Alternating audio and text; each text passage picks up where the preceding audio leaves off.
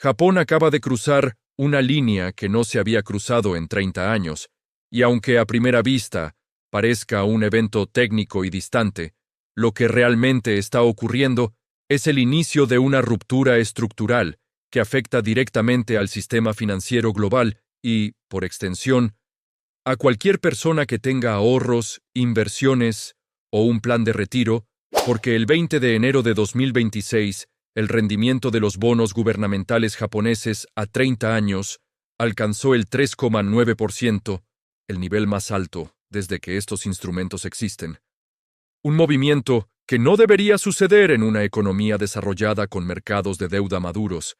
y que, sin embargo, desencadenó una reacción inmediata que revela el verdadero problema. La Reserva Federal de Estados Unidos tuvo que intervenir en los mercados de divisas para sostener al yen japonés, algo que no forma parte de la cooperación monetaria normal entre bancos centrales, sino que es una señal de contención de emergencia, una admisión tácita de que el sistema está bajo presión real, porque cuando el banco central más poderoso del mundo utiliza recursos propios para evitar que una moneda extranjera colapse, no estamos hablando de estabilidad, estamos hablando de fragilidad. Y para entender por qué esto importa, hay que mirar la base del sistema, ya que Japón mantiene una relación deuda-PIB cercana al 250%, es decir, debe 2,5 veces todo lo que produce en un año, una situación que durante décadas fue sostenible únicamente porque las tasas de interés eran prácticamente cero, pero en diciembre de 2025, el Banco de Japón elevó su tasa de referencia al 0,75%. Y, más importante aún, abandonó el control de la curva de rendimiento, dejando de comprar bonos ilimitadamente y permitiendo que el mercado fijara precios reales, lo que provocó que el rendimiento del bono a 10 años pasara de 0,5% a más del 2% en menos de 6 meses y que el de 30 años se disparara hasta el 3,9%. Un movimiento tan rápido y violento que estadísticamente se considera un evento extremo. Y aquí es donde esta historia deja de ser japonesa y se vuelve global, porque durante 30 años Japón fue la fuente de dinero barato del mundo a través del carry trade. Una estrategia simple, pero masiva,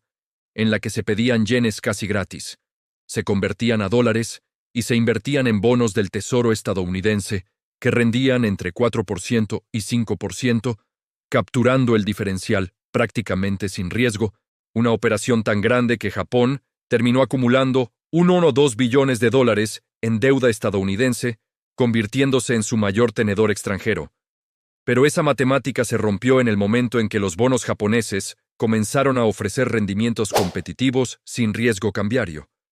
Porque ningún inversor racional acepta riesgo adicional para obtener una ganancia marginal. Y eso implica ventas masivas de bonos del Tesoro estadounidense. Pero el verdadero peligro no está solo en los bancos japoneses, sino en el apalancamiento, porque los fondos de cobertura tomaron este trade y lo multiplicaron 10, 15, 20 veces, creando una exposición teórica estimada entre 15 y 20 billones de dólares, y cuando una posición apalancada se mueve en contra, no se ajusta lentamente, se liquida, algo que ya vimos en agosto de 2024, cuando una pequeña subida de tasas en Japón provocó caídas del 23% en Bitcoin, del 10% en el Nasdaq y del 8% en el S&P 500 en apenas 3 días. Un ensayo general de lo que ocurre cuando el carry trade se desmonta, y lo que viene ahora es mayor porque las subidas son mayores y el volumen es mucho más grande, lo que significa que esta liquidación no se limita a bonos, ya que cuando los fondos reciben llamadas de margen, venden cualquier activo líquido para obtener efectivo, acciones, criptomonedas, materias primas,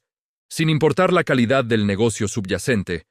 lo que explica por qué tus acciones tecnológicas pueden caer no porque Apple o Microsoft estén en problemas, sino porque alguien necesita cubrir una posición rota en Japón. Y el efecto se extiende al mercado inmobiliario, porque los rendimientos de los bonos a largo plazo determinan las tasas hipotecarias, de modo que si el Treasury a 10 años sube hacia 5,5% o 6%. Las hipotecas pueden irse al 8% o 9%, destruyendo la asequibilidad y presionando los precios de la vivienda, mientras que las criptomonedas suelen ser las primeras en venderse cuando el dinero institucional reduce riesgo. Pero lo más peligroso es la ruptura de la diversificación tradicional,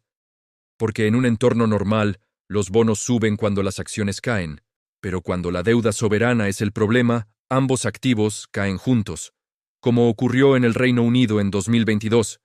eliminando la protección de la cartera 60-40 y dejando a los inversores expuestos por ambos lados, algo que incluso gestores de primer nivel han advertido. Y frente a este escenario, la respuesta no es el pánico, ni la búsqueda de retornos extraordinarios, sino la supervivencia financiera, empezando por entender la exposición real de la cartera. Vigilar señales claras, como un Treasury a 10 años por encima de 4,75%, un bono a 30 años superando el 5%, o un dólar yen cayendo por debajo de 140. Posicionarse de forma defensiva en sectores esenciales y balances sólidos. Incorporar una porción razonable de activos que no sean pasivo de nadie, como metales físicos, o, para quien entienda el riesgo, Bitcoin, y no caer en la falsa seguridad del efectivo a largo plazo, porque si esta crisis obliga a una nueva ronda de impresión monetaria, el poder adquisitivo del efectivo se erosiona, y la conclusión es simple y dura.